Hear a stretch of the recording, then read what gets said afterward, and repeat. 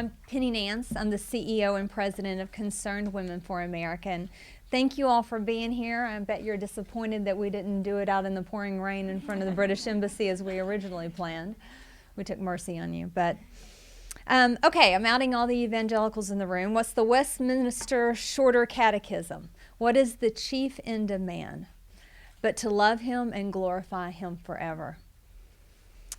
The truth was underscored. The truth of this statement was underscored for me last Sunday. My family and I came into church Sunday late, which happens, and we slipped in behind a family that I didn't know. And that family consisted of a mom and a dad and a young woman, their daughter, who had severe limitations, physically and perhaps even cognitively. I'm not sure. I met her. Her name's Hannah. Hannah caught my attention because she did seem so vulnerable. She was in a wheelchair. She can't move anything except her arms. Even her head was held up by a rest.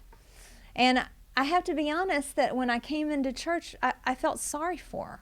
I did. I had a little pity for her.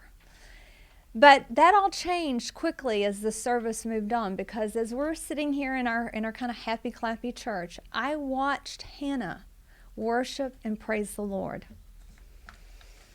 We were singing the song Your Great Grace by Matt Redman, and I'm going to just read you a few of the words. It's short. It's there in the newborn cry. It's there in the light of every sunrise. It's there in the shadows of this life. Your great grace. It's there on the mountaintop. It's there in the everyday and the mundane.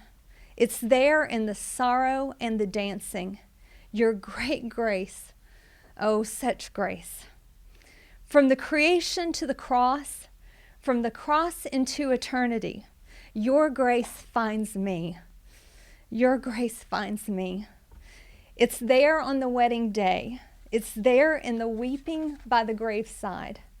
It's there in the very breath we breathe, your great grace. Same for the rich and the poor, same for the saint and the sinner. Enough for this whole wide world, your great grace, oh such grace.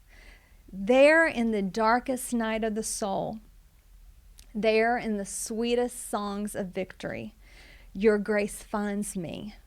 Yes, your grace finds me.